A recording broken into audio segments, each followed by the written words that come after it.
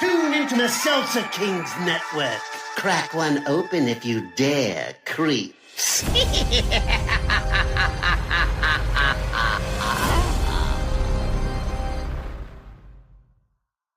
He was in my room. Who? Angel. He was in my room last night. Are you sure? Positive.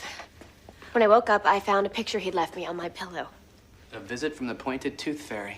Wait, I thought vampires couldn't come in unless you invited them in. Yes, but once you've invited them in, thereafter they're always welcome. You know, I think there may be a valuable lesson for you gals here about inviting strange men into your bedrooms. Oh, God. I invited him in my car once. That means he can come into my car whenever he wants. Yep, you're doomed to having to give him and his vamp pals a lift whenever they feel like it. And those guys never chip in for gas.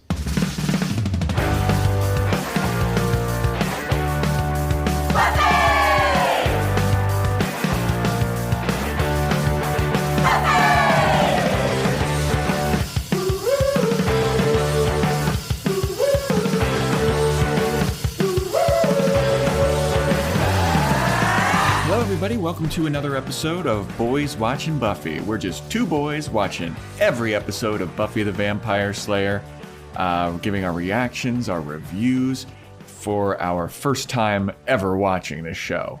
We're your hosts. I'm Joe Welke. I am Vance. And today we're talking about Season 2, Episode 17, titled Passion. The director is Michael Gershman. It was written by Ty King, and the original air date was February 24th, 1998, to an audience of 6.14 million people. Another steady drop-off, but it looks like there was 2 weeks between this episode and the last one, so I don't know what happened. Maybe it was a Super Bowl or something? I don't know. Definitely can't be. But yeah, you need some break between. You need a break after this one. I know. There's stakes in this episode, and I'm not talking the wooden kind, you know what I'm saying? This show's all grown up. Yeah. Oh yeah, there is some shit going down in Passion, man. Yeah, and we predicted that we were pretty close with our prediction. I don't remember what our prediction was that it would have something to do with Jenny Calendar trying to get his soul back and Spike and stuff. Yeah. And then like a love three-way between everybody. We were kind of right. I'll give us a 75% right on that. Yeah. I love how I have to be like, what was our prediction? Every episode. And this one wasn't even that long of a gap for us. I know. Yeah. But yeah, this is there's a lot of stuff going on here. So shall we get right into it, Vance? We're going to be talking for a while, I feel like. Yeah, this is a doozy of an episode. So, yeah, strap in. Alrighty. All right, so we open the episode with Buffy and Xander dancing at the bronze, and we get a nice little soliloquy from Angel talking about passion and how passion guides us to do some of the craziest things and some of the most lovely things, but also some of the most dark things. The abuser mantra. Yeah, right. And then the gang's seen leaving the bronze, and Angel's feasting on a girl, and they just kind of walk by completely unaware because it looks like he's just making out with her. He's necking with her. Mm-hmm. And then he lets go of her. She just drops to the ground, which I thought was hilarious. I mean, so many people have died in the alley outside of the bronze that I'm just like, if you're them walking out, are you like, hey, get somewhere? Yeah. And this is in the worst neighborhood too. Like that alley they walk down is so dangerous.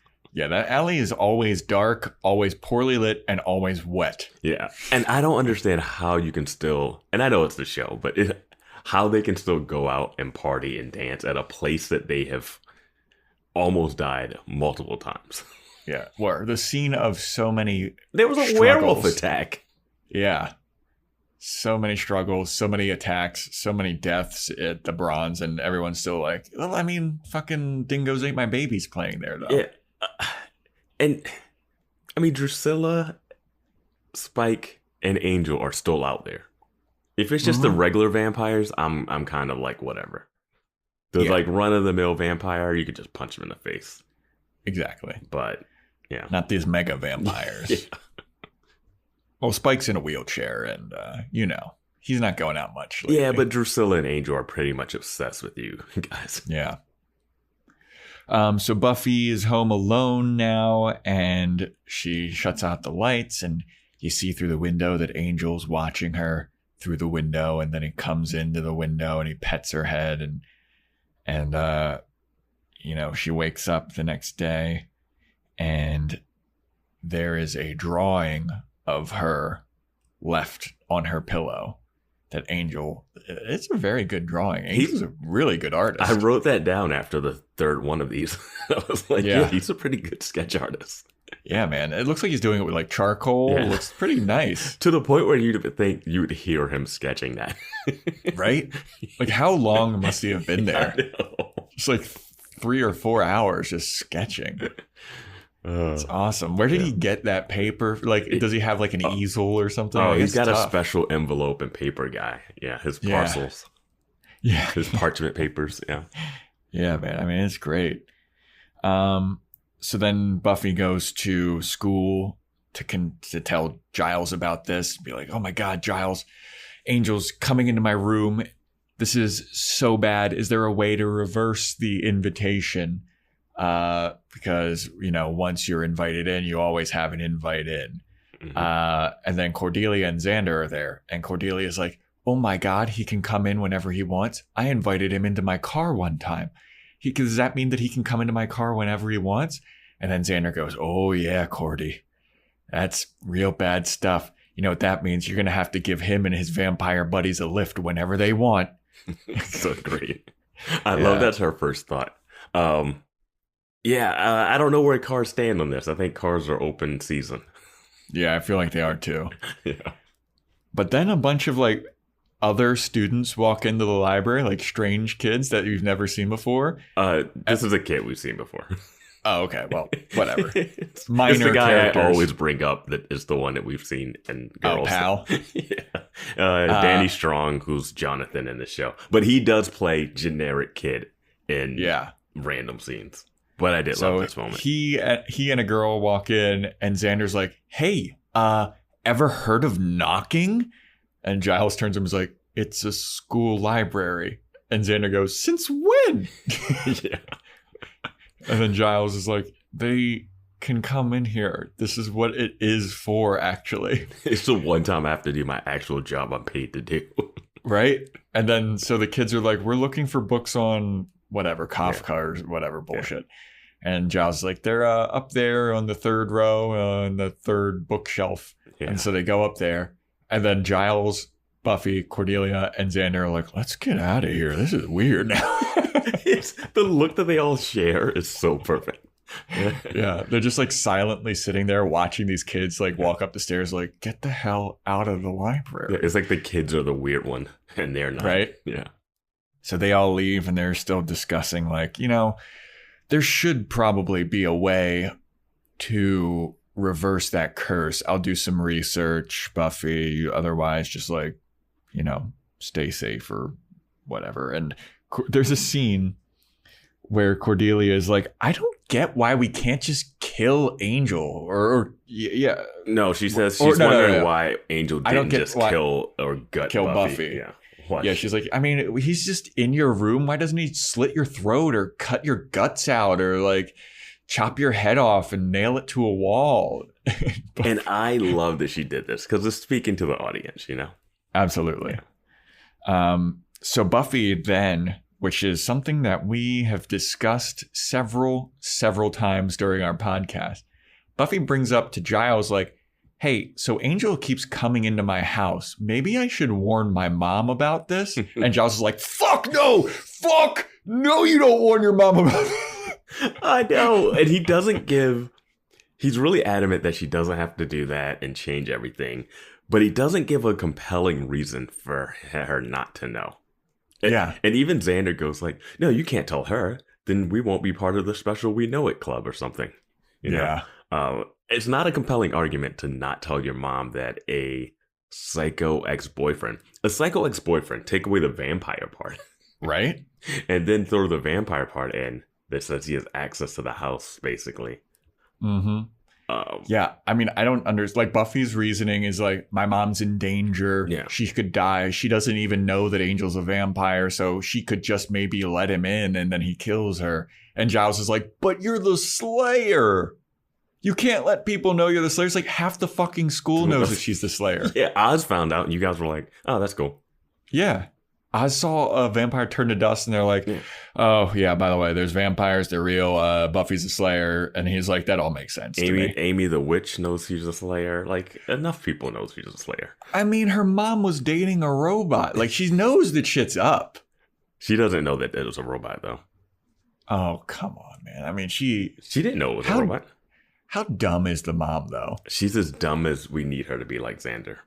Yeah, I mean, she was on a quote-unquote scavenger hunt last episode with Xander. Like, she had a gas leak. All this weird shit's happening. Like, I feel like if you told her, she would be like Oz and be like, you know what? Now everything's starting to make sense. No. Her character would be like, no, Buffy, this is insane. That's true. That's her character type. Yeah. She has to be like, she could see the vampire flying around, biting necks, and she'd be like, the special effects in this school. Yeah. Buffy, did you pay them to do this? Yeah. Where are the wires? Yeah, you know what? You're absolutely right. The thing that's really crazy is they talk about it like Angel can only kill in Buffy's house. Yeah. Like, he could just pick her up anywhere. Yeah. Like, we see that later. Like, he could just kill anybody anywhere. Yeah. I mean, we saw it at the beginning of the episode. Yeah.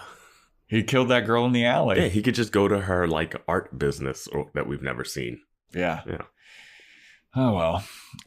So then we cut to a scene where Jenny Calendar's asking Willow to cover her class for because she's going to be late tomorrow. And Willow's like, oh, do I get to send people to detention? Do I get to give mean looks to the people that are late? And Jenny's like, I'll only be like 10 minutes late. Like, don't worry about it.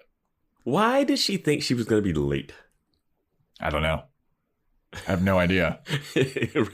Like, when she shows up later, I'm like, why did you think you weren't going to be at class? Yeah, well, like, what she's doing later in the episode, yeah, there's no reason for her to be late. No. But whatever. And is it common practice that you just have a student cover class for you? No, absolutely not. Yeah. That's completely irresponsible.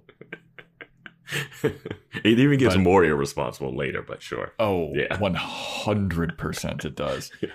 But then Buffy and Giles show up to the computer class to talk to Willow, and Willow, they're giving Jenny Calendar the evil eye. And Willow's like, I'm sorry, I'm talking to her, but I have to. She's my teacher. And then Jenny Calendar's like, hey, Buffy, hey, Giles. And then you just kind of ignore her. And you're like, Willow, come on, we got to go. And then Willow's like, all right, bye. So Willow and... I wish Jenny Calendar would stand up for herself a little bit here. Yeah. I mean, everybody else pushes back when they get, like, shunned. Like, Cordelia would push back. Yeah. So Buffy and Willow leave. And Giles sticks around to be like, hey, you know, hope you're doing well or whatever. No, he needs the book for the curse, the spell. Yeah. To reverse the coming into the room spell. So Jenny gives him that book. Which is just sitting on the desk because she's been reading it. Yeah. So then Miss Calendar is giving this whole speech of like, you know, I'm sorry. Like, I did it. Like, I grew up in this... my family, like, all we've ever known is like Angel being a dickhead, and I was sent. I never meant to get involved with this. I don't really like it. I'm bad. I feel bad about it, and I never meant to get involved with Buffy's relationship, and I also never meant to fall in love with you, Giles. And then she's like, oof, that was embarrassing. Is it too late to take that back? And then Giles is like, Miss Calendar. Yeah. And then Giles, stone cold pimp though, he's like, look, you don't need to apologize to me. You need to apologize to Buffy. And then he takes his book and he walks out cold as ice. Yeah. And I was like, yeah, man, Giles, you're the fucking shit. Oh, when she dropped the L-bomb, that's when I got scared. Oh, yeah. Oh, yeah, she did. Oh, yes. So then we have a scene with Buffy and her mom, and Buffy tells her mom that Angel, she doesn't tell her that he's a vampire, but she says, I was dating this guy named Angel, and now he's basically stalking me, and he's showing up, and if he shows up, don't invite him in. And it's like, well, he's already been invited in, so he can come in whenever he wants. But her mom doesn't know that, obviously, but she's warning her mom about Angel. Well, they're hoping that they can reverse the spell, so then she can not invite him. Yeah. So then Buffy and Willow are on the phone talking about Angel and how freaky everything is. And then Willow turns around and there's an envelope on her bed. And she's like, I wonder what's in this envelope. She opens it up. And she had been like just looking at her aquarium that she has in her room. And she opens the envelope up and all of her fish that were in the aquarium are dead and they're in it. Yeah, like on string together. Yeah, and then it smash cuts to Willow at Buffy's house, which I thought was hilarious. With like bulbs of garlic hanging on the wall and like she got a steak in her hand. Yeah, it was so funny, man. I loved that cut. Yeah.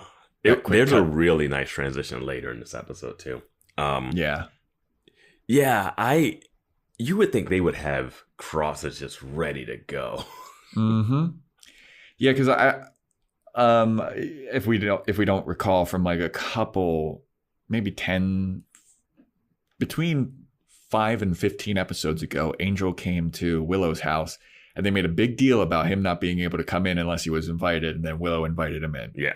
So now he has free reign to go to Willow's house as well. Yep. He has free reign for Cordelia's car. Yep. Willow's house. There is a house that I'm surprised later that he has access to. Yep.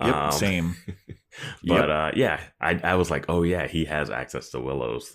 Because we've seen him in Willow's house. We've seen. They made a big deal about it, and we made a big deal about it in that episode. And we were corrected, and they were all setting it up for this, so they know what they were doing. They know what they're doing. So now Willow's in danger, obviously, and she's like, well, I also love that Willow goes to Buffy's house, but she's like, I guess fuck my parents. Like her parents don't know anything, but Willow's like, I'm going to go hang out with the Slayer with a wooden stake and garlic everywhere. We still haven't seen Willow's parents yet. Yeah, Ira Rosenberg or whatever. So then we get a scene, and this scene is absolutely insane, in my opinion. Drusilla. Wait. There's a line that I wanted to bring up that is a little troublesome in the scene where Buffy and Willow are in the bed. And Willow's like, well, it is something that you're all that Angel thinks about still, you know? Yeah. And it was one of those weird, like, abuser. In a weird way, it's kind of romantic. Yeah, it was like apologetic to the abuser line. Yeah, that was weird. Like, yeah, he's stalking you, but he's only stalking you. And it's like, yeah. I don't, what a lucky gal. Yeah. He's only tormenting us because he loves you so much. Like, it's a little gross. Yeah, it's so bad. Yeah. So then we get this absolutely insane scene where Drusilla shows up to give Spike a puppy. And she insinuates that she had eaten the other puppy. And she's like, here you go. Here's a puppy for you. And then she's basically doing like here comes the airplane, Spike. Yeah. And Spike is like, get that out of my face, woman. Like, I don't want this puppy. Stop belittling me, dude. Yeah, stop trying to feed me like I'm a baby. They have been teasing puppy murder for 2 episodes. Yeah. Because they referenced it last episode with Angel's tormenting during Valentine's Day. Willow in the scene before was just like, I'm really happy my parents got me a fish and not a puppy instead. Yeah. And then we get this scene with the puppy. Yeah. I'm like, are they going to do it? I'm like, because I don't think they have the guts to do it. I don't think because that's the thing that you can't do on TV. Because people like you can behead every person on the show, but as soon as the puppy dies off screen, people as soon as you hear that off screen, people fucking lose their shit. But I mean, John Wick has killed thousands of people because of a puppy. Kill all the goldfish you want. Yeah. Show it on screen. They're mutilated. That's totally cool. Nobody gives a fuck. Yeah. Puppy, That's them's fighting words. Yeah, people got the remote in their hand just ready to turn it off as Spike bites it. Yeah. So Spike is like, look, I don't want it. I don't want you feeding me like I'm a little baby. I'm in a wheelchair like this. And then Angel shows up and he's like, why wouldn't you want her to feed you? She already bathes you and dresses you like the little baby bitch you are. Yeah, basically. And I'm like, what was their relationship before? I know, because it seemed like they were bros in that one episode. Yeah, and like this seems like, I don't know why. Is Angel just pissed because he's with Drusilla? Like, I don't know. Mean, the first time we see Spike and Angel interact, they're like, buddy, it's been a long time. And he's like, you want to get in on this like murder? And he's like, yeah, maybe, sure, yeah. They're like happy to see each other. Yeah. But ever since Angel turns to Angelus, it's like so antagonistic towards each other. Like, I don't get it. I mean, I like the antagonism, but I just don't understand where it's stemming from. I don't either, but I do enjoy it. Yes, exactly. So Angel starts to walk more towards Spike, and Spike's like, when are you gonna kill the Slayer? Like, what are you doing here? Like, what are you even doing around in our warehouse? And why are you being such a dick? Like, this is my home, dude. Yeah. And Angel's like, oh, I'll do whatever you want me to do. Give me any assignment. And then he looks over at Drusilla and he goes, I mean, anything that I'm not already doing. And then Spike like shoves the fuck out of him. He's like, get out of my face. It's like, I don't know what is happening with this love triangle. I know. And Drusilla's just like, oh, my boys are fighting over me. Yeah, she's like, I like it, you two fighting over me. It's so nice. Oh no! I'm having a vision. No! I'm having a premonition, and it all radiates from my stomach, apparently. And so I love Spike's line. He's like, what is it, dear? Yeah. Like, he's just like, I've seen it so many times. What is it now, dear? And so she's like having a tummy aches seizure premonition. Yeah. And her premonition is an enemy from the past is coming back for us. And then it cuts to Jenny Calendar. And I was like, oh, is she the enemy? Oh, this is interesting. Yeah. So she's going into like some kind of weird supernatural store, and the guy, they have this weird like quirky banter where he's like, what do you want, a love potion or some sage? And she's like, no, I'm looking for the orb of Thessala.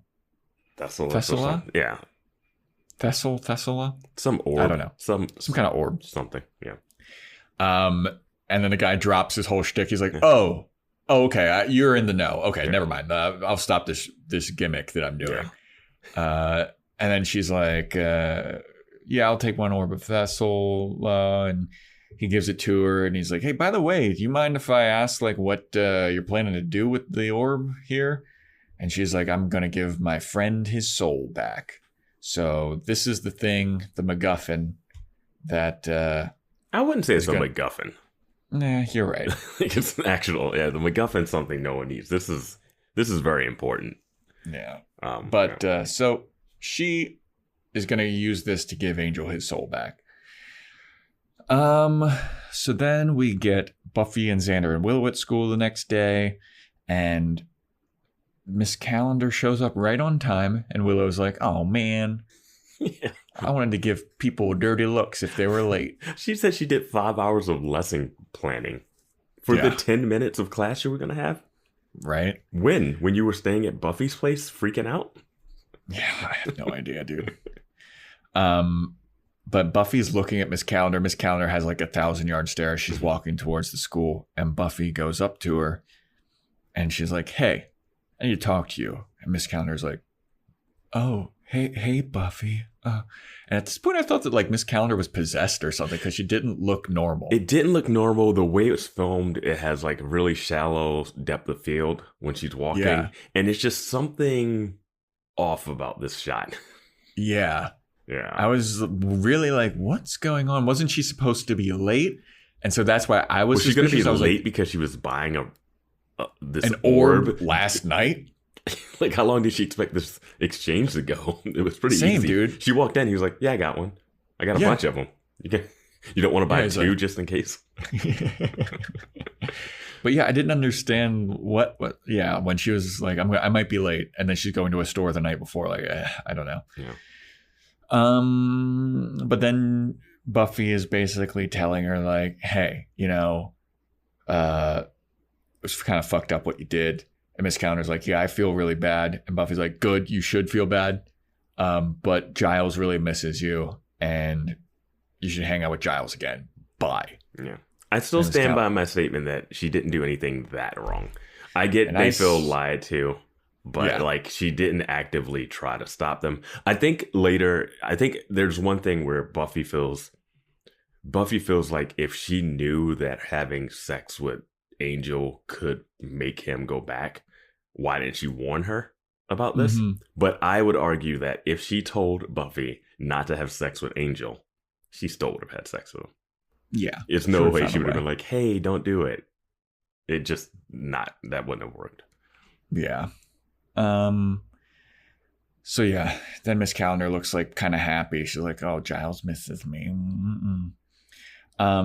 Giles then finds the ritual to reverse the invite, and everyone's like, oh, is it really hard? And Giles is like, no, it's actually pretty fucking easy. Barely an inconvenience. Yeah, the pitch meeting guy. Yeah. No, actually, super easy. Barely an inconvenience. So Buffy, Willow, and Cordelia are like, let's go do the ritual at Willow's house. And they're nailing up crosses in Willow's house. And she has to hide them because she's just so Jewish. And Ira Rosenberg. It would be weird if your Jewish daughter had a cross hidden behind a curtain. Yeah. Room. Yeah. And they're all, doing the ritual to reverse the invite at Willow's house. Mm-hmm. And then they turn around and there's another envelope on Willow's. Was it on Willow's bed, right? Yeah, we're in Willow's place. That's what this needs to be stated. We are in Willow's house. Cordelia is there. They've already done her car. They said, which I would love to see how that looks. I know. I would have loved to have seen that scene. I would have loved to have seen that. Nailing a cross into the dashboard or something. Yeah, and then all of a sudden Cordelia is like, oh, there's an envelope here on the bed. Yeah, did no one notice that for however long this ritual takes? No. And then Willow opens it. Yeah, they open the envelope and it's another Angel original. It's a drawing of Buffy's mom. Dun, dun, dun. Buffy's like, Mom! Yeah. No! And then we then cut to Mom driving her Jeep Cherokee. She's pulling up to her place. And who's standing on the lawn in the front yard but Angel? Yeah, just standing there, man.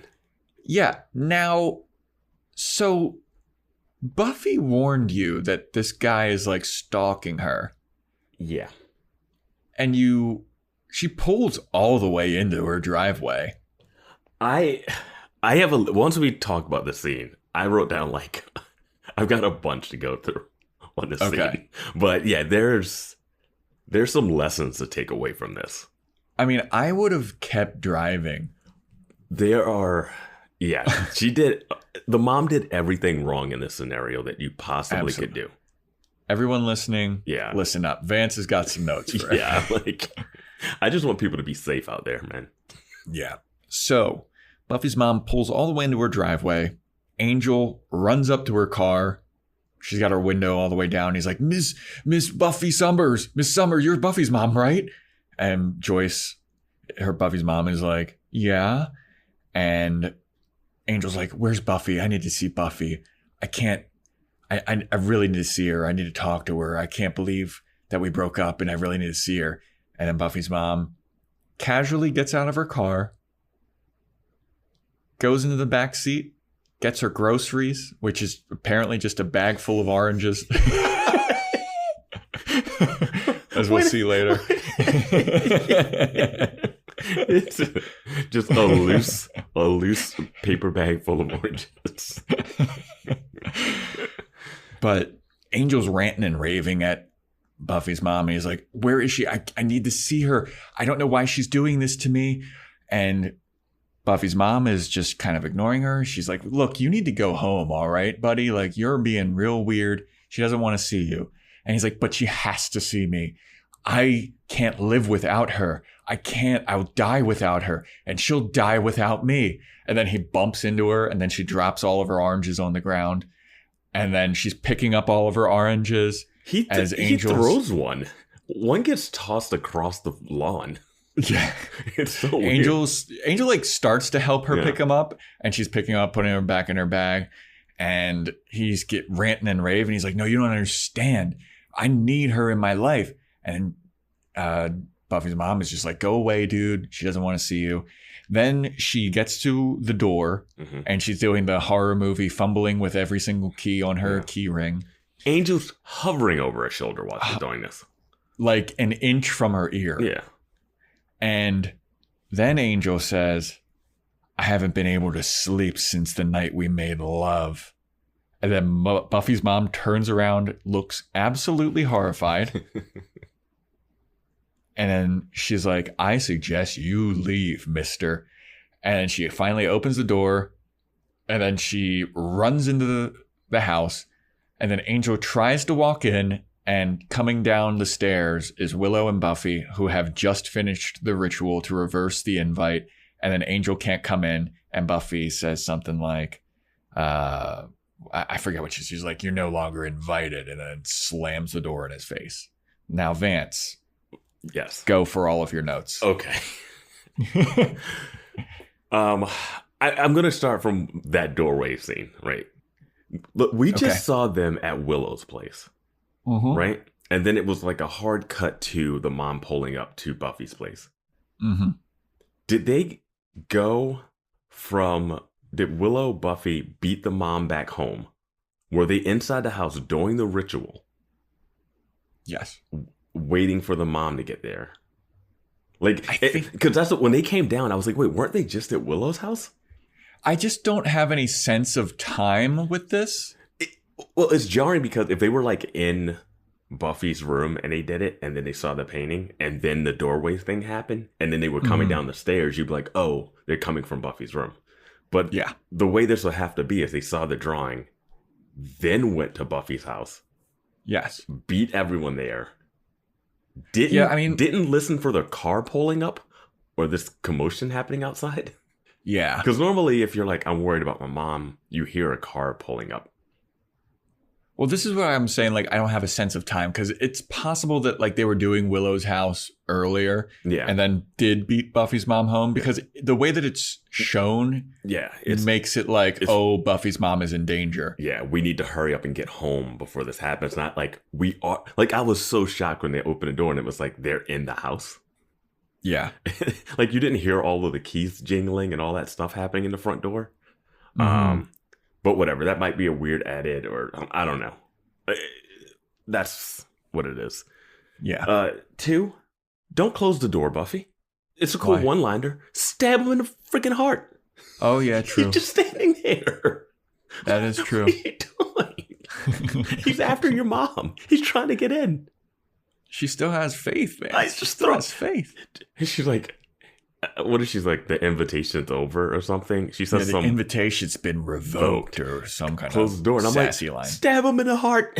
He's just standing there confused. At least kick him in the balls again. Do something. Dude, I also hated that they had a recap at the beginning and they showed that exact moment that I hated so much where she kicks him in the balls. Well, they do cross-eyed. They do reference it. They do reference it later, so yeah, it's fine. Okay, now the bigger thing is the mom did everything wrong. Okay, if there's a guy on your lawn spouting stalker, psycho stuff like "I'll die without you," "I'll die without her," "She can't live without me," being real creepy, you don't just get out the car, go to the door, and open it. Yeah, really nonchalantly. And she goes in. Buffy and Willow are standing on the staircase, right? Yeah. And she beelines it to the right. She doesn't even like acknowledge Buffy and Willow. No, when she comes in. Which felt so weird. It's like, Buffy, go upstairs. I'm calling the police, like, or something. Like, she doesn't say anything to her daughter about the guy who's stalking her. And I think she leaves the door open. Mm-hmm. What is she doing? No idea. This guy is crazy. You see your daughter and her friend on the stairwell, and you're just like, oh, I got to go to the kitchen and put these oranges away real quick. Like, it's insane. Before I lose another one. And don't open the door allowing a potential rapist and sexual predator in the house. Right? If anything, she needs to be like screaming full volume on the lawn saying, get the hell out of here. You know what I mean? Like, especially since Buffy warned her about this. You don't even need Buffy's warning. The guy is giving you all the signals of a psycho. Yeah. And you've already dealt with a psycho in your ex-boyfriend, Ted, who came back and tried to kidnap you. Yeah, dude. Like, so she should already have trigger warnings flying. And she's just going to open the door and let him into the house? Yeah, man. She was too flabbergasted. I think she did even say, like, I'm going to call the police. Yeah, okay, sure. I'm sure you're going to get to the landline phone before he pushes the door open. Yeah. And manhandles you. Yeah. Like, that's the thing, too, is like, even if he wasn't a vampire, yeah, no. he's a big man. Yeah. As soon as you open the door, he's pushing it in, knocking you over, closing the door, and you're done for. Yeah. Don't let him in the house. Yeah. Start screaming full volume till he goes away. Like, you're in a suburban neighborhood. A woman screaming and yelling at a guy should, in theory, but it is Sunnydale, so no one will look out the window. Very true. Should, in theory, get the guy to be like, okay, I'm backing away. Yeah. Those are just some stuff that I'm like, what is this mom doing? It was a wild scene. Like, and I get trying to show, like, I'm not intimidated by you, Angel, and just, like, casually walking to her door, like, get out of my face. And freaking out and dropping everything that you have. Like, at that point, just leave it out there. Yeah. No, at this point, like, you have to be, like, running to the door and do it. He's standing next to you, like, waiting. Like, he's salivating as she, like, turns the key. Yeah. Yeah, it was wild. Yeah. And I just don't understand why she wouldn't acknowledge Buffy when she opens the door. I also just loved the look on her face when he drops the I haven't been able to sleep since we made love. Yeah. She looks at him like, this is a fate worse than death. Like, and it's like, you're about to die too. Right? Oh, man. Yeah. But yeah, everybody stay safe out there. Stay safe, man. Just don't just open the door and let predators inside. Don't end up like Joyce, okay? Yeah. Is that all you got for this scene there, Vance? Yeah, I mean, at least Joyce closed the door when you open it. Or even like, if once you open the door, shove him a little bit. Yeah. Be like, shove him, get some distance. Yeah. Like, even if it's not a lot, it could like throw him off his balance. Yeah, I'm just saying she something. should never put herself even in that position. But because she's in that position, she does nothing in that position to stop him from coming in once the door opens. Yeah. Yeah, man. It was not good thinking. Yeah, Joyce, I'm surprised she made it this far. Me too. Me too. She's already been bitten by a vampire too.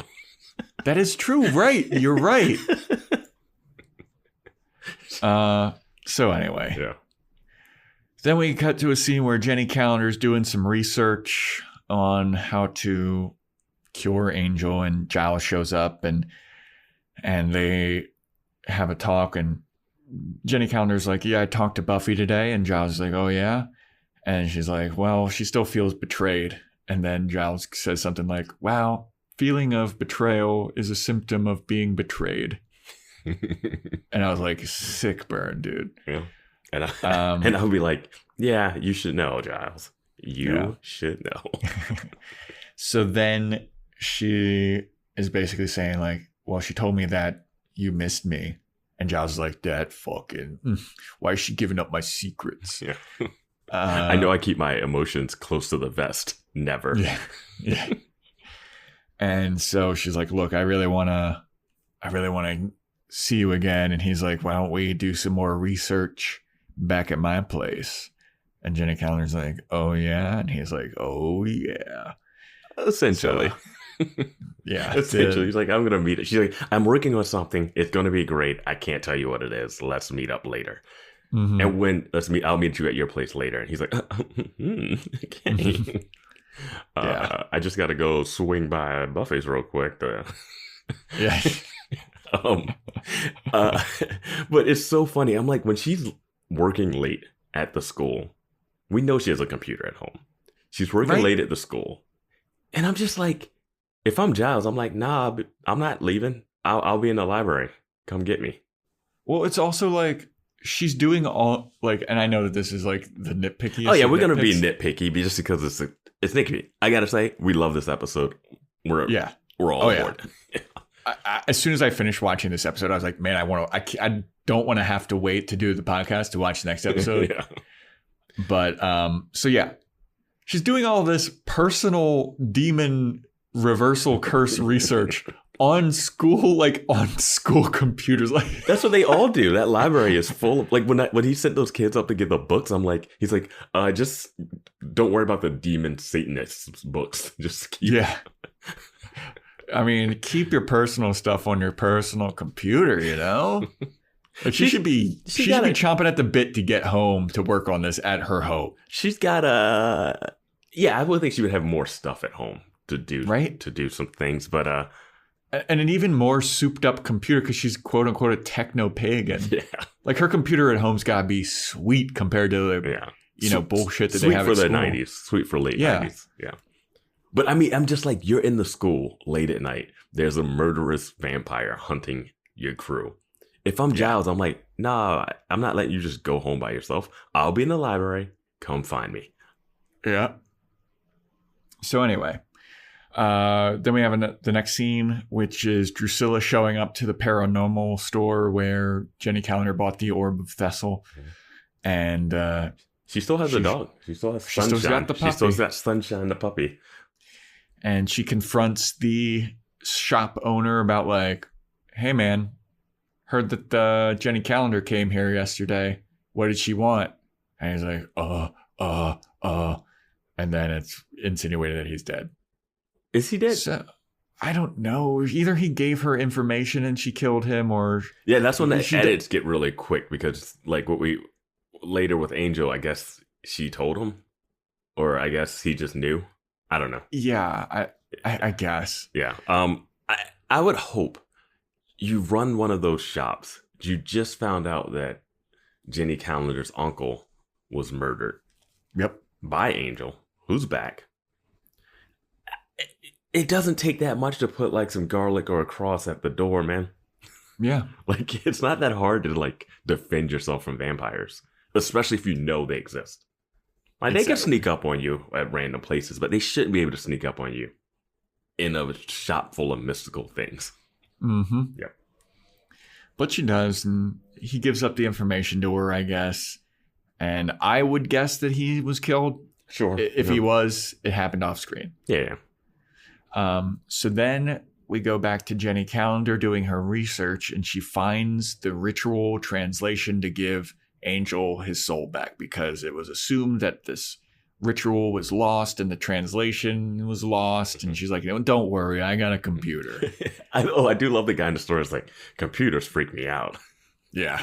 Like you have all this like witchcraft, voodoo. Yeah. No, but technology's the real enemy here. It's like an episode of Twilight Zone. Yeah. So Jenny finally gets the translation. She saves it on a floppy disk. She's printing it out. And just as she's printing it out, she looks over and Angel's in the room with her. Mm-hmm. And she's like, Angel. It was a great reveal. It was. Yeah. Dude, Angel as Angelus is so much better than Angel as Angel.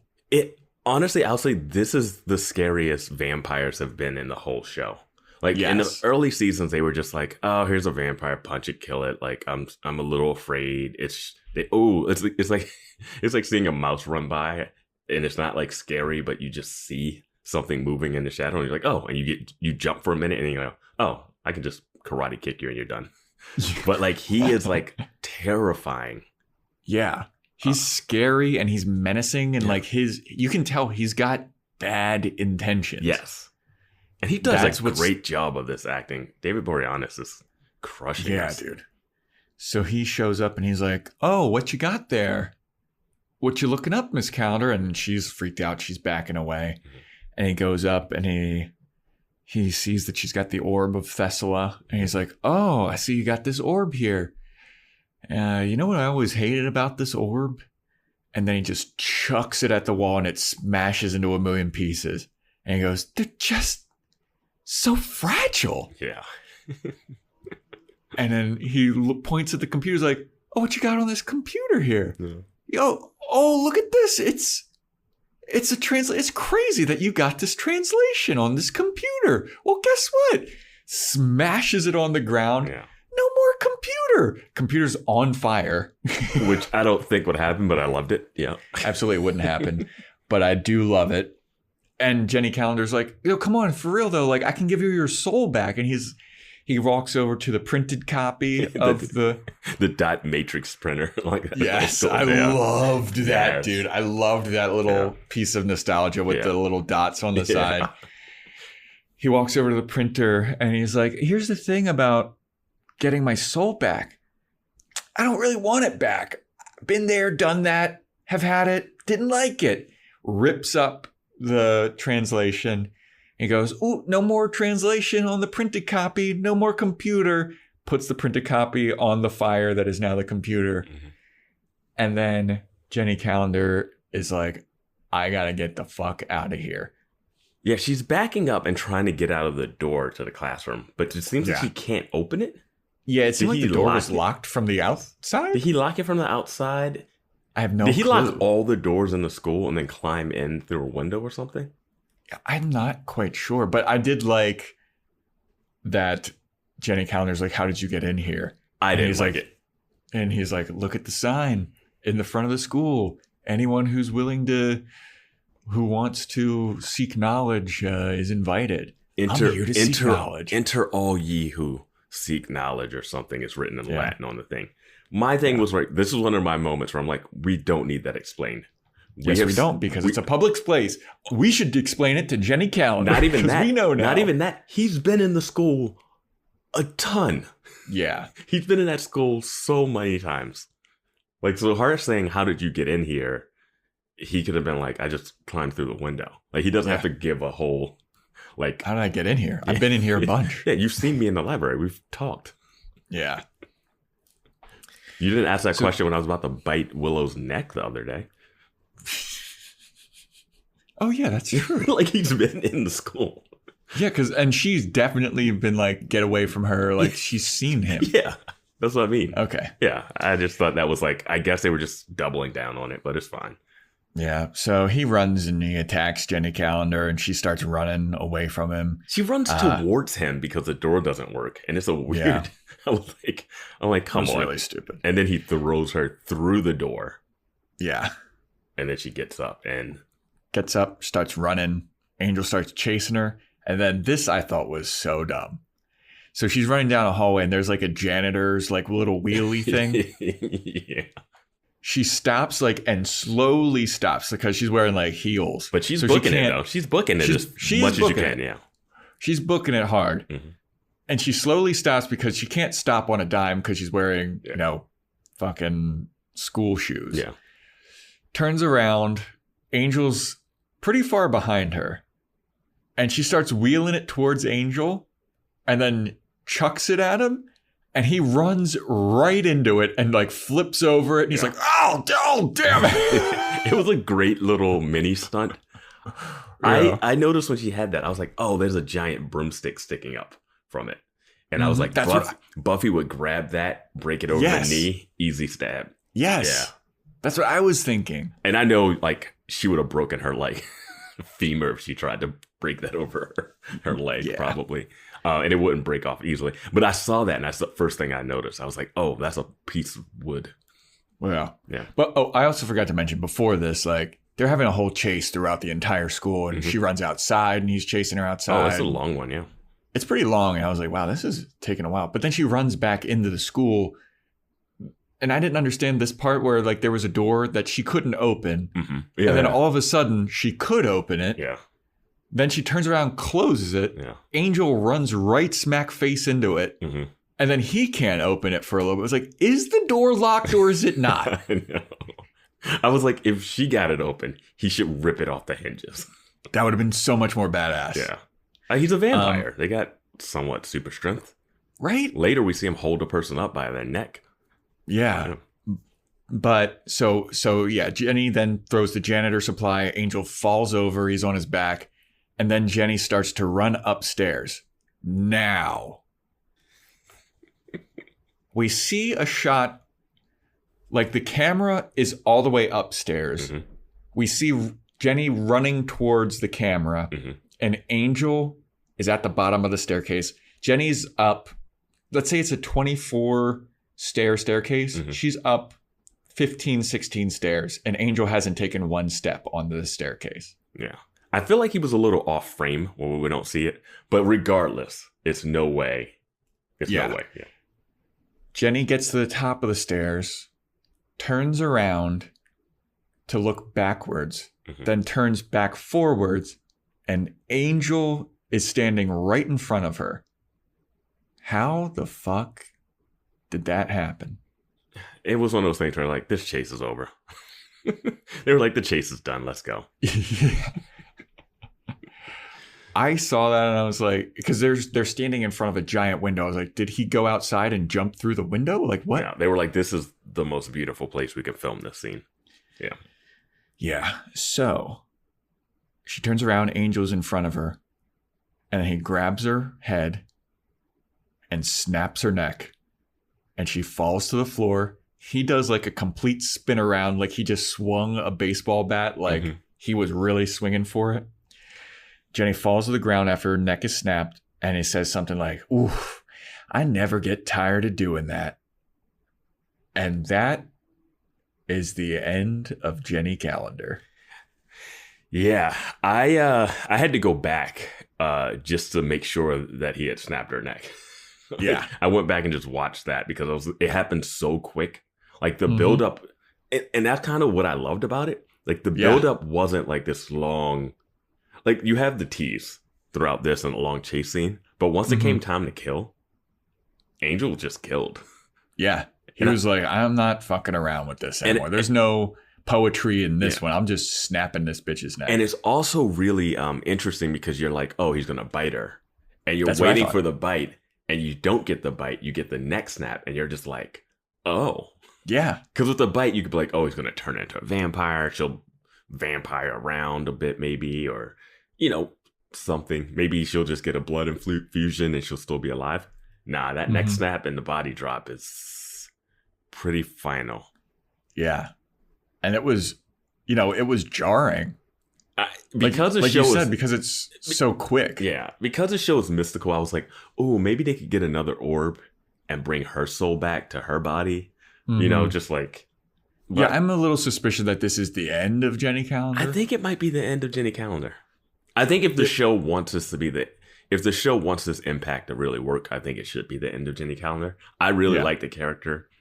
I had a feeling she was going to die really early on in this episode because I've watched The Walking Dead early seasons, and they would always do like a little side character would get way too many moments with all the characters in the cast.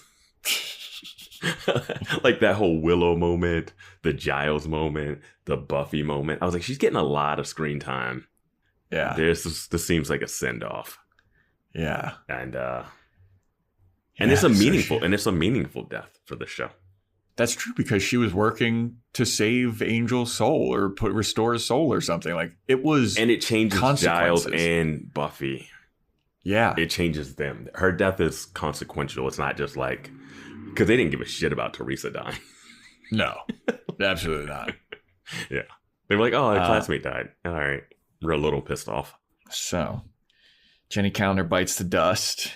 And then we have a scene where Giles is, he's going to Buffy's house to check on her, make sure the ritual's going okay. And Willow answers the door and she's like, yep, ritual went great. We already did Cordelia's car. We did my house. And we did Buffy's house just in time because Angel showed up. And Giles was like, oh my God. He should have been like, where the fuck is he? Dude, you didn't tell me? You just let me walk up on the stairs? Right? He's like, is everything all right? Yeah. And Willow's like, no, it's fine. He left. We did the ritual, but not before he let Buffy's mom know that they fucked. Yeah. And then Giles is like, what? And Willow's like, well, you knew, right? You knew. You had to have known. And Giles is like, oh, yeah, I mean, I guess I did know. Well, he and knew. Then they're just he knew. Yeah. And then so Giles is just standing there and it's awkward. And then Giles says to Willow, he's like, so should I go? Because Buffy and her mom are like talking about everything. Yeah.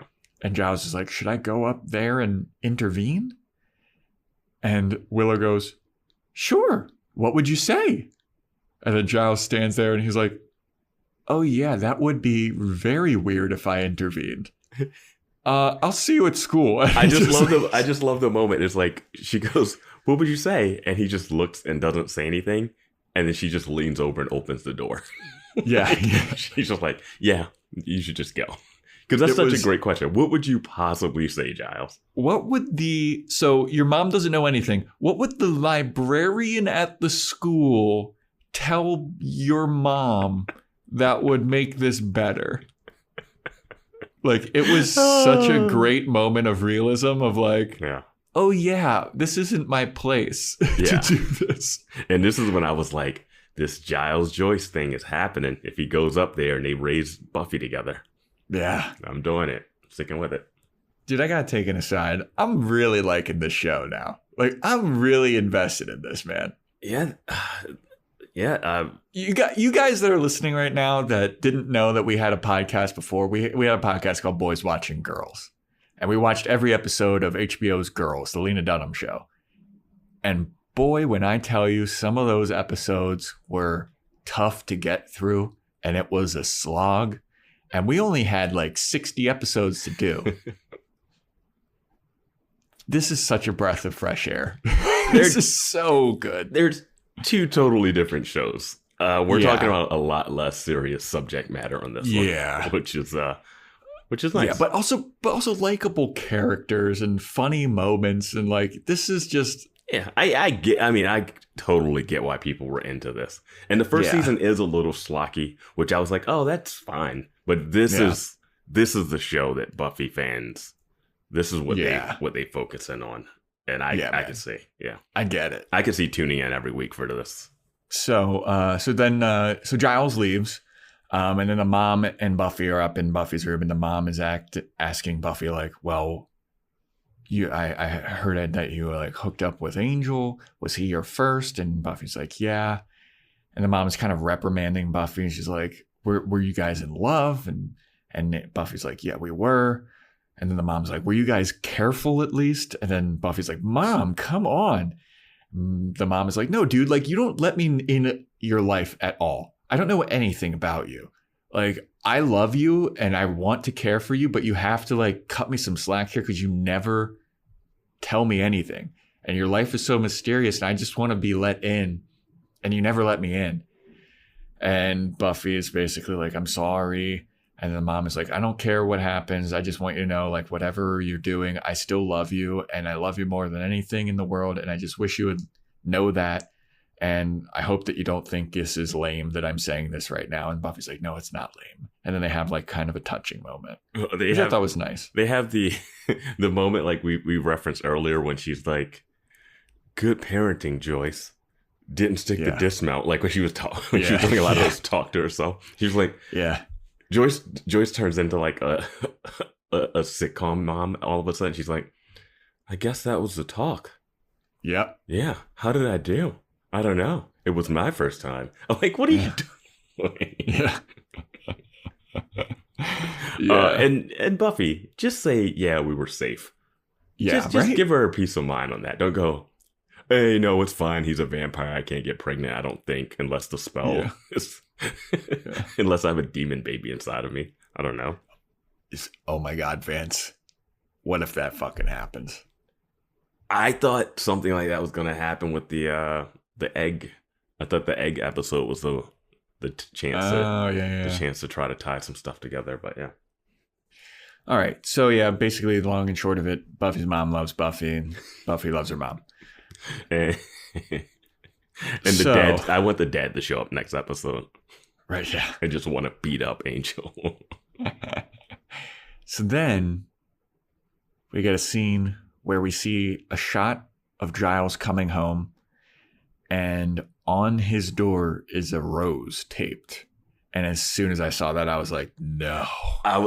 This whole sequence is just done so well. It's so amazing. This sequence is fantastic. Yeah. Rose taped on his door. He takes it off the door and he smells the rose and he's like so smitten. He's like, oh, Giles getting lucky tonight. Jenny Calendar, you minx. You can hear music playing in his house from outside. Mm-hmm. He opens the door and he's like, hello, Jenny, is that you? Are you here? Is it me you're looking for? Opens the door. The music is like this loud opera kind of classical music that's playing. Comes in, puts his coat on the coat stand, puts his briefcase next to the door, and he sees a bottle of bubbly that's on ice. And next to the bottle of bubbly, there's an envelope. And you see the envelope and you're like, fuck, dude. And this is just like so painful for us to watch because we know. Yeah, that's what makes it good. The dramatic tension is there. Like you can stretch it all the way out. Yeah. So he goes over and he opens the envelope. And it's not a drawing this time. It just is one word and it says upstairs. Mm-hmm. And then Giles looks even more smitten, takes off his glasses, and he's like, all right, I'm not going to need these. He's like loosening the tie, taking off the glasses. He's got this look on his face. He's got the bubbly in his hand. Yeah. So he's walking up. He's got the rose in the other hand, too. Mm-hmm. He walks up the stairs. The stairs are lined with roses. And he gets upstairs, sees his bed, and on his bed is Jenny Calendar's corpse. And he doesn't recognize it at first. But he's like, oh, hell yeah, there's Jenny Calendar. And he sees that she is not moving and she is not breathing. And the smile slowly dissipates from his face. He drops the bubbly. And then the cops come. It's a beautiful transition to the cops coming. It drops the champagne, shot of her on the bed, which looks like she's breathing. She's absolutely breathing. Yeah. She did not they did not say hold your breath for like 10 seconds on this shot. Yeah. I'm glad that you saw that too. Because I saw it. I didn't want to bring it up, but you can see her neck rising and falling. I was like, did they make her run up the stairs and hop into that bed? Why can't she just like hold her breath for like the 5 seconds? Like she's completely breathing there. But whatever, she's dead. And the transition of him seeing her, close up of her, and then it goes back to the reverse shot of him, but it has the police lights behind him, and the police are wheeling her body out on the stretcher. So like in this one edit, that much time has it's gone by, and he's just been still stuck in that one spot. 1,000-yard stare. Yeah. Just, oh my God, everything is falling apart. Yeah. And the police says, hey, I need you to come down to the station. He's like, yes, procedure. Yes. I need to make a phone call. Yeah. So he goes to go make this phone call. The cop's looking at him like, this guy, something's up with this guy. Did you feel like the cop looked like he was suspicious of Giles? Well, I was going to bring this up. This is one of the notes I highlighted. Giles is the main suspect here. Okay. He has to, police are normally, when they try to pin murders on people, they just go based off of who has the motive, who has the access. I don't know what Giles is. I don't know what the line of questioning would be that Giles wouldn't be one of the main suspects in this crime. Yeah. Because the proof, like, you're like, oh, I came home. There was her. She was in my bed, neck broken, champagne, wine, all this stuff. It seems weird that he would do that, murder and then call, right? Yeah. But it's like, then there's just some murderer that did it. And you ask Giles, like, do you know who would have done this? And he has to go, no, I don't know anyone who would want to do this. Yeah. Well, we also, because of how great this scene is, we failed to mention, how the hell did Angel get into Giles's apartment? Was he invited? This is the place where I was like, as soon as I saw the rose on the door, my first thought was, has Angel ever been to Giles' apartment? I don't recall ever seeing him in there. Because there's a scene where Giles calls when he's dealing with his own. Oh, when they're fighting the master stuff, he ends up calling Angel, but Angel meets him at. This is when Buffy, and this is when Buffy and Angel are on that on again, off again stuff. Yeah, and Angel was still Angel. He calls him. He's like, "Meet me at the library. We need to talk about the master thing because I'm worried that Buffy can't fight him without dying because of this this prophecy." But we never see that he had ever gained access to Giles' house. Yeah, because we've seen Angel have access to Buffy's. We saw that scene. We saw him gain access to Willow's. Even Cordelia's car.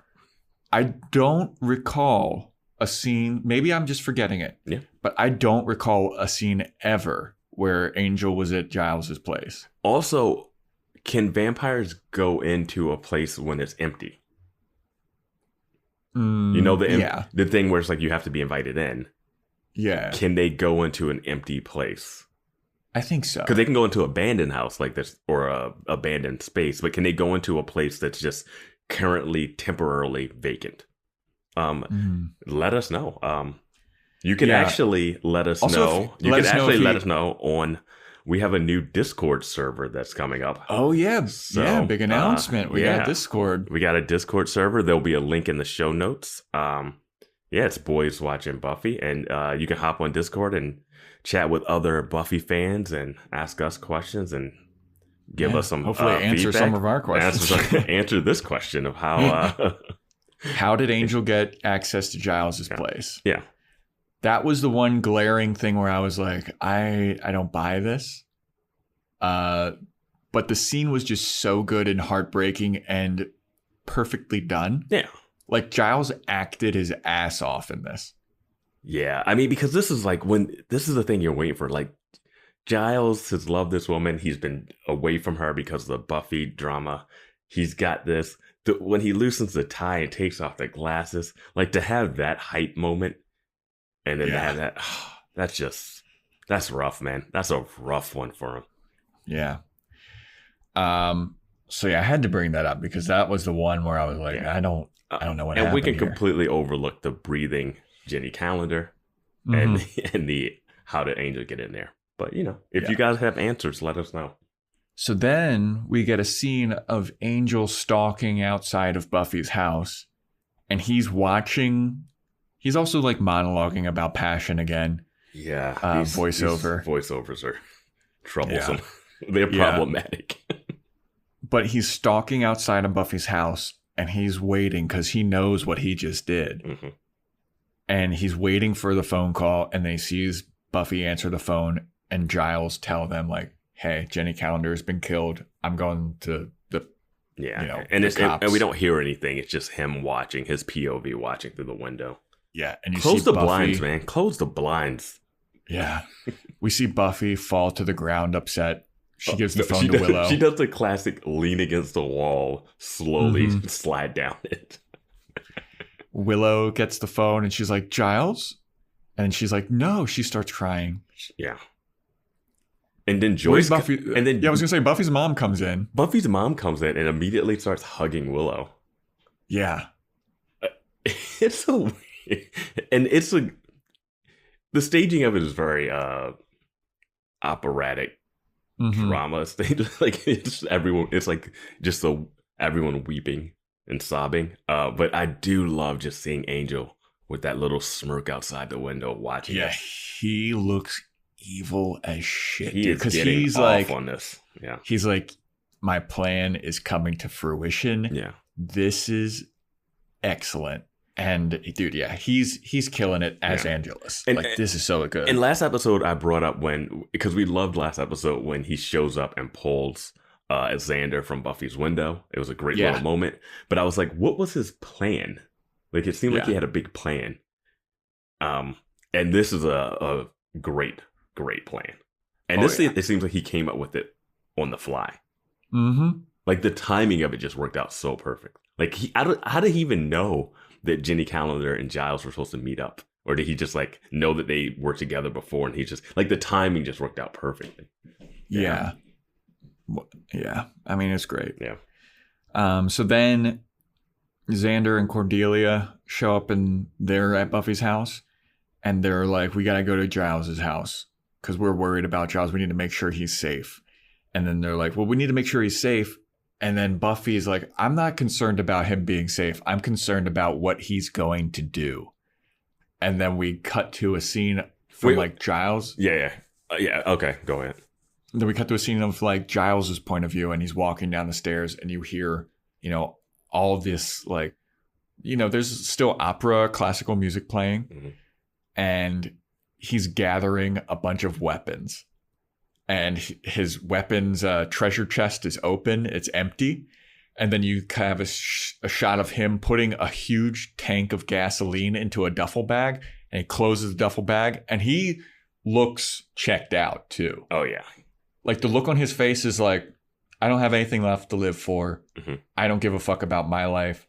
I'm going to ruin some vampire shit right now. Yeah. And it was chilling. He closes the duffel bag, picks it up, and just starts walking. It's really strong acting in this show. Like, when Giles flips to Rippa, it's really great. Like, when when every character goes bad, or if they go ultra sexy, or, like, they really do a good job with these transitions, all the characters. Yeah. And, like, even Willow, last episode, when she's wielding that axe, you're like terrified. Mm-hmm. Like, I'm like, holy shit. Yeah, man. Like, and Giles got a bigger bag. Yes, he did. He got a much bigger bag. He had no problem. He could fit all his weapons in that duffel bag. Had no problem fitting them in this time. He learned his lesson from last time. What I wanted to say is, if you're Buffy's mom, are you just like, all right, go out? No. Dude, and also at this point, like you're like, hey, we have to go visit the librarian. Yeah. We just got a phone call from the librarian. His girlfriend, who is also our computer science teacher, just got killed. Yeah. And he's a suspect, but we're going to go to his house. Yeah. And don't worry about it. Angel's just, my psycho ex-boyfriend is just floating around looking for Buffy. Yeah. I get it for the show. Yeah. But as a parent, it's like, no, you'll see him tomorrow at school. He needs to be alone. Like, I wouldn't want to go visit you the day, like, the night that this happens. Like, no, dude. I would just be like, no, like, you're going to have your moment. You got some shit to deal with. Yeah. We can talk about this after a night or something. So they just go out. Yeah. But also, at this point, I feel like it'd be like, Mom, there's vampires. Like, how far does this need to go before they tell this poor defenseless woman that there's vampires? Like, how many deaths, how many crazy run-ins, and how many, like, your mom has been in peril so many times. How long until you tell her? Spike, she had to hit Spike with the back of an axe because he attacked the school and they spun it off saying they were junkies. Yeah. Like, how much peril does she, like, now it's like he's coming into our home. Yes. And my thing is, I think her telling her during the big talk scene would have been a little undercutting for the scene of the talk. But I mean, at some point, is it one of those things like, when is you gonna find out? Like, because I don't care about, like, I'm not like, oh, she almost found out this time. Yeah. Like, if she just cleans your room, she'll find the shit. Like, you leave everything out. I mean, Ted found it. Ted found it. You had a diary. He's just reading it. Ted found it in one episode. Yeah, and just thought you were crazy. And he was a robot. Yeah. And he didn't even believe it. He didn't even believe in vampires.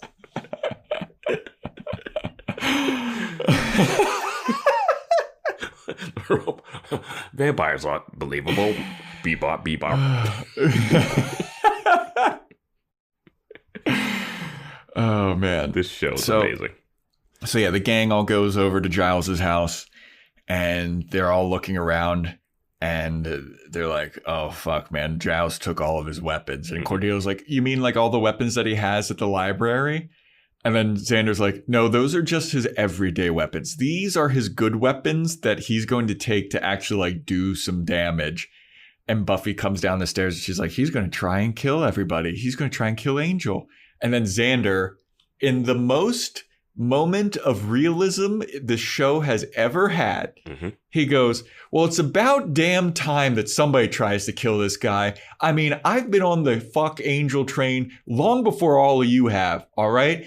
We need to put a stop to this. How many people need to die? How many people need to be put in danger? Buffy, your mom was in danger earlier tonight. Jenny Calendar's got her neck snapped. Like, he's trying to kill us all. We got to put a stop to this guy. And then Buffy is kind of like, you know what, Xander, for once, you're right. Yeah, I'm like, no shit. Yeah, she's like, you know what, dude, I'm sorry. I need to go kill Angel, and we need to go directly to where he is right now, because if Giles is trying to kill him, Giles is going to end up dead. Yeah. And I was like, all right, okay. Yeah. Here we fucking go, dude. This is so good. Yeah. So then we go to Spike's warehouse, and Spike is pissed at Angel. Is it just them there? Is there any other vampires in this warehouse? It's Spike, Angel, and Drusilla at this moment. But we used to see a whole bunch of vampires lurking around there. What happened? I think I forget. We haven't seen the live. No, wait, is that when did the judge kill them all? No, they were still at the party, and then they all were at the mall, and we didn't kill any vampires at the mall. Oh, we didn't kill any vampires at the mall. That's so true. So I don't know where those vamps are. Maybe they were like, I'm out of here. Yeah, they're like, this shit's getting wild. I don't know what's up with this like love triangle. Like they're all gossiping behind Spike and Angel's back. Like, you see this shit? I would be like, okay, Slayer is here. I go there. Like, that's it. You know what? Fuck this. I'm going to fucking Sacramento. Like, I don't need this. So Spike is pissed at Angel. He's like, dude, why did you kill this Jenny Calendar lady? Like, don't you realize what you're doing? You're just pissing off the Slayer. Kill the Slayer. Like, why are you wasting our time with all these like periphery people? The major problem is the Slayer. Kill her. And Angel is just like, you know what? That doesn't have any He's doing the same shit. Like, you know, that's not the same thing. And Drusilla's there. And out of nowhere, and Spike mentions like, now we've got a pissed off Slayer. That's not good news for us. Then out of nowhere, a Molotov cocktail gets thrown into the scene and it bursts into flames, and their long, ridiculous dinner table bursts into flames and catches on fire. And that's when I was like, hell yeah, Giles. Yeah. And then Spike and Drusilla like take cover. Angel takes cover. And then Giles shows up with his duffel bag full of weapons and just starts booking it towards Angel. Well, Angel tries to run. Angel runs away from where Spike and to get out of the fire, and then a crossbow shot just hits him and pins him against the wall. And we don't see Giles yet. And then he looks up, and then we see Giles coming through like the Terminator with fire in the background. He has a bat in his hand. He dips the bat in fire and then just starts wailing on Angel. I fucking loved that. It was epic. It was awesome. Yeah. And then Drusilla goes to help and Spike holds her back. He's like, no, not until he tags you in, love. Yeah, he's like, don't you know the rules of tag team is going to tag you in? Yeah, and he's just like, enjoy. Spike's just like, I'm just going to enjoy him getting battered with this. I mean, he's beating him up with a bat that's on fire. It's awesome. It's so badass. Yeah. And Giles is on a mission. Like, there is no, like, jokiness. He is stone-faced. And here's when he dipped that bat in the fire, I was like... Dude. Yo, don't mess with Ripper, man. So I normally I'm like, oh, just kill Angel, get it out of the way. This is him letting off some steam before killing. I understand. This is like when Buffy is beating up vampires to let off steam. Like, he is going to try to make Angel suffer as much as he can. And he doesn't give a fuck about Spike and Drusilla to the right. No. He's targeted. Spike and Drusilla are probably like 10 feet to his right. Yeah. Just watching it happen. He's like, I'll deal with y'all later. Yeah. I got me and this guy. We got to have a little conversation. Yeah. So he's wailing on him. And then I forget what Angel says to him, but he says something like, don't you know that's not going to kill me, basically. And he grabs Giles by the neck. They love choking in this. You're 100%. They love the choke move in this show. Grabs Giles by the neck, lifts him up off of the ground, is holding him full extension above him. Giles drops the flaming bat, and he's like, oh, well, now I'm going to get to kill you. But as he does that, Buffy jumps in for the save, starts kicking Angel's ass. And then at this point, in the background, you see Drusilla casually wheel Spike away. It is the weirdest visual this show has. It's just like, okay, love. And she's just like wheeling him away. I'm like, kill the Slayer right now. Drusilla, didn't you come out of like super strong out of this thing? It's you and Angel versus the Slayer right now. Sure, the building's on fire. Fire's bad for vampires and people. But well, I mean, it's also like, even if they're going by their like tag team logic or whatever. No, I think he was just doing that to be a jerk because of but now it's 2-on-2. Yeah. If you're even if you're following that logic, it's 2-on-2. But you could even have Spike on the ground crawling on his arms and trying to bite ankles. Like, yeah, dude. But also, like, Giles gets knocked out. We get a classic Giles special. Where at the end of an episode, he's just unconscious. Yeah, he's missed so much of the show. Yeah, like there's no way he can keep up with the Watcher logs. What happened exactly? Everyone has to keep dictating the end. Oh, okay. So that's when he chokeslammed me and I blacked out. Okay, so that's what happened. Oh, you. So what happened after that? So you smashed the skeleton of the master. Okay.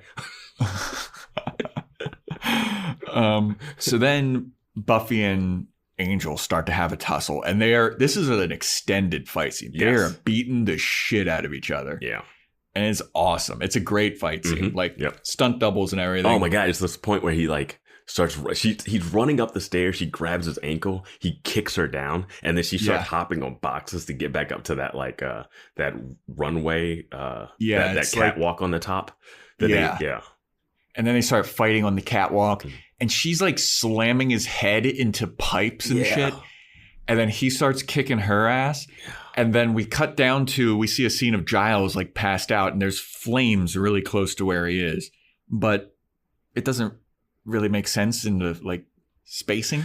Well, I mean, it's just TV set flames, Yeah. Safety. So then Buffy's wailing on Angel and he starts laughing. And she's like, what are you laughing? He's chuckling. And then he's like, so you're just going to beat me up, huh? And you're going to leave your old man down there to burn? Yeah. And then she looks down and she sees Giles passed out by the fire. And then Angel punches her or like throws her down. It was really cool looking. It was like he like went to like flip her and throw her. And instead of her being fully thrown, she like regains her balance mid flip and then lands gracefully. Yeah. It was... He chucks her off the like catwalk and she lands down where Giles is. And then Angel gets away. And, we make such a big thing about, the vampires getting away and nobody chasing them. Yeah. But this scene makes sense. Yeah. Because it's like either you go after Angel, and if you go after Angel, Giles is going to die. Yeah. Or you save Giles. So it makes sense in this instance that Angel gets away. There's ways to do this where it's not just like, and you better run. It's not just like, hey, Angel, you're in front of my doorway trying to threaten my mom. I'm just going to close the door on you. Burn. Like, no. Yeah. like you just hurt his feelings. What? Like, no. Yeah. So Buffy, I love Giles' acting here too.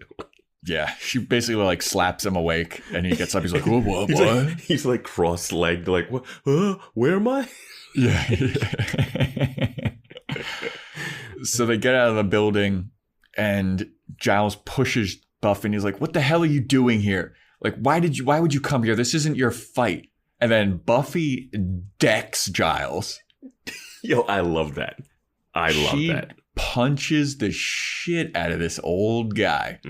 And he falls on his ground. Dude, he's had so many concussions. Oh, no. This guy's got CTE like crazy. He just came to. She just. But I love that she hit him. I love that she hit him right here. Me too. Yeah. And then he falls to the ground. Then she picks him back up and she's like, what are you doing? Are you trying to get yourself killed?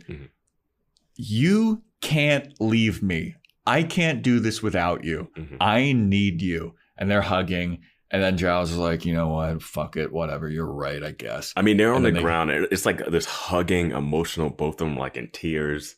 Like both are concerned. Giles is hurt because of Calendar. She's concerned about like everything that she's done and that Giles was putting himself at risk for her like this. And I wish they would have lingered on this scene a little longer. I felt like, I don't know, maybe there was something where something with the acting broke or something they had to cut away, but they didn't linger on this long enough, I thought. Because it was as long as they could have. Yeah, because it was like really ratcheted up and they like, it's like, oh, you shouldn't have come here. Punch, he falls. You can't leave me. And it's like, oh, sob, a hug.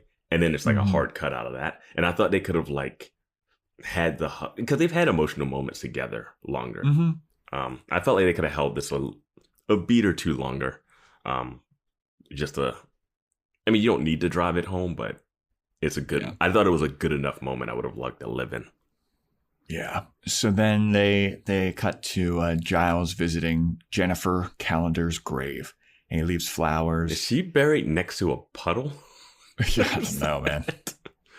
It looked like her grave was separated from like every other grave in the place. At first, I didn't even know if it was still the graveyard. Me neither. It looked like it was just in a park. Yeah. I guess, you know how gypsies are, like the gypsy crew that she's from, how they don't have their own burial rituals or anything, you know? Yeah. Her family wouldn't actually care about how she's laid to rest, but sure. Yeah. So he goes on, and Buffy's there with him, and he goes on this like whole thing of like, you know, in my days as being a watcher, I've had to bury a lot of people, but I've never had to bury anyone that I loved. This is the first person that I've loved that I've had to bury because of this. And then Buffy's like, I'm so sorry. Like, I now know what I need to do. There is no saving Angel.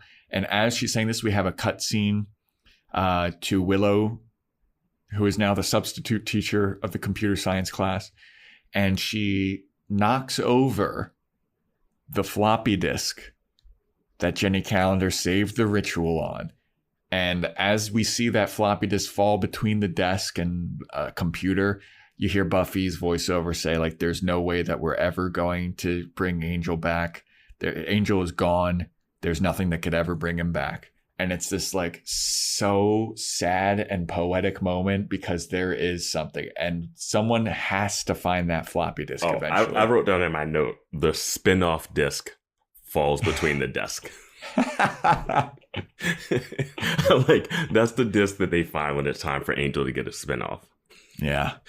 And so that is the end of the episode. There's the fact that Willow takes I want to go back to the funeral. So Buffy actually admits like, hey, I really messed up by not putting it into Angel, which I had brought up, like, and she acknowledges that and it reached a breaking point. And I was like, great, the show knows it. It's not like just pretending like that's why they did the close-up of the ball kick in the preview to say like, hey, that was your time to kill and you kicked the balls instead of killing. Yeah. And she realizes it, the show realizes it, fine. They made it happen for a reason. You know, it's not like they just did it so that he could just get away. The next thing is Willow being the teacher makes zero sense. Even like she's like, I'm going to cover until they find a sub. Yeah. One, we've seen teachers get beheaded and the next day a sub is there because they showed up late. Yeah. Two, teachers at this school seem to die often. Like, honestly, like, they're all emotional, like, oh, sorry, our teacher died. I'm like, this is just another day at Sunnydale, man. Like, it's like, is Willow going to be in the next episode teaching a class? Yeah. Whatever happened to them with their software jobs, her and Oz? Can't wait for that to come back. Right. Oh, right. And where's this principal? Yeah, she mentions like Principal Snyder wanted me to take over for until we get a sub. It's like, we haven't seen Principal Snyder. I thought that he was going to be such a big role in Principal this. Snyder trusts the person that hangs out with his least favorite student to run a class. Yeah. If Willow hangs out with Buffy, that means Buffy's good. Yeah. Dude, yeah, I mean. Just, or at least good enough. Like, I guess you could have the nerdy person hang out with the bad kid, but like, to this extent, I just, yeah.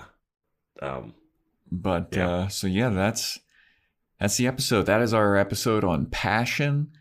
A great episode of this show. This is a great one. Yeah. I would say I enjoyed this start to finish more than the last episode, which was your favorite. I'm sure we haven't even seen the best episodes yet.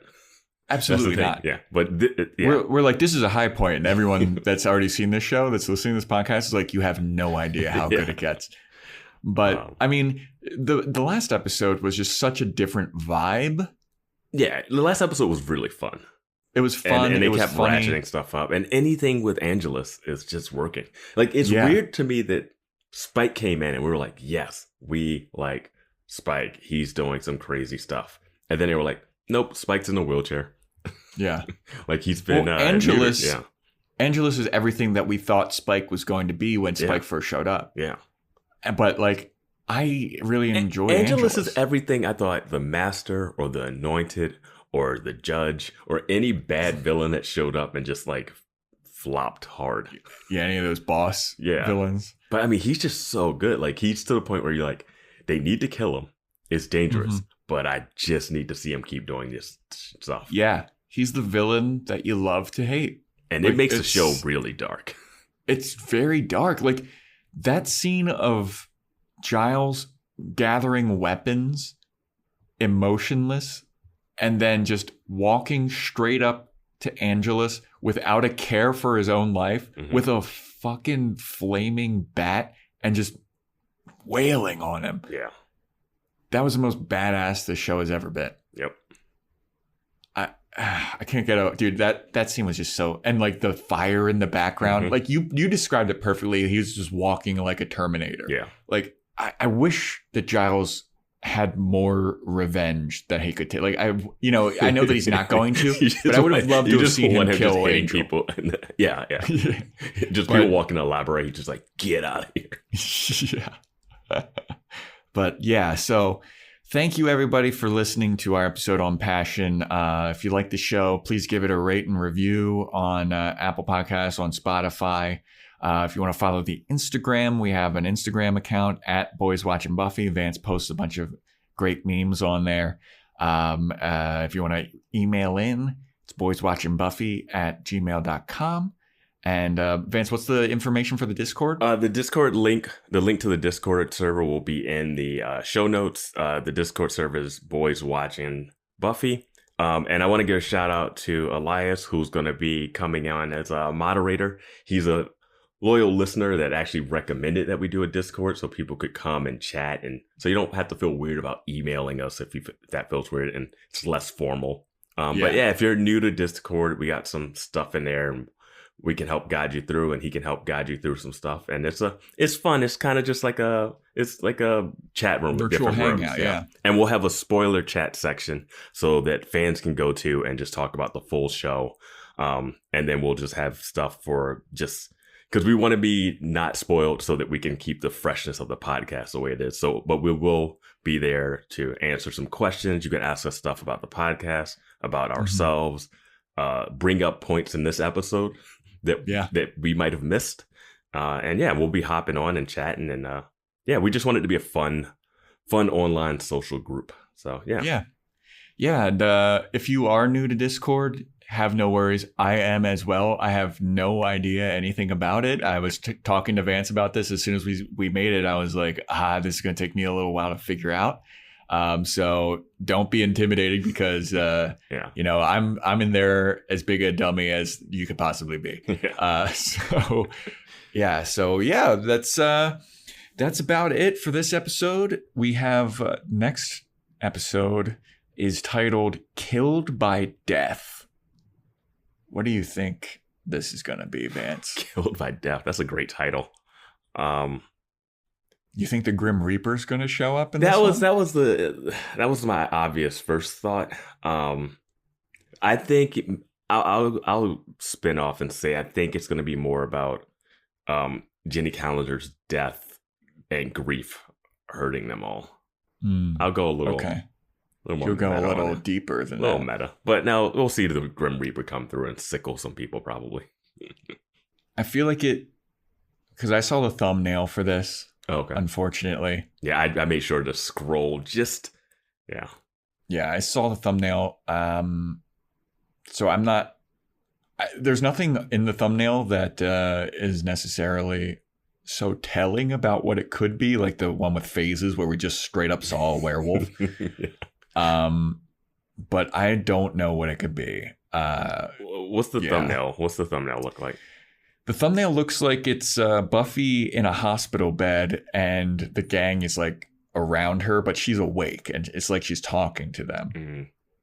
So maybe it has to do with Buffy's first death at the hands of the Master, and maybe it like killed some part of her that was alive. Maybe it like dimmed her Slayer spirit, or I don't know. Oh, maybe she can. It'd be really weird if she half dies and like sees Jenny Calendar in the afterworld or something. That'd be weird. Or what if she dies again and another Slayer pops up? So now there's 3 Slayers in the world. Maybe maybe they're doing the Flatliners plot where they keep killing her to get new Slayers. That'd be so awesome. That'd be awesome. Maybe like stop. There's like, how are there 50 Slayers in Sunnydale now? Yeah. Yeah. Buffy's like, I can't keep doing this. Like, too many people have died. Angel's he's a badass. I can't handle him myself. We need to keep killing me and like get the defibrillator. Yeah, I would, but I think like after the 10th time she does that, she's like, I'm done with being put down. Okay, I'm good on that. Yeah. I think 10 Slayers would be enough. Yeah. I don't know if my heart can start up again. Oh, man. Well, yeah. Thanks for listening once again, everybody. And stay tuned next week for our episode on Killed by Death.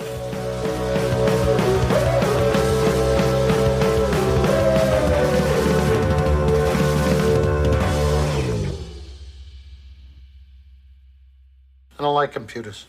They give me the willies. Tune into the Salsa Kings Network. Crack one open if you dare, creeps.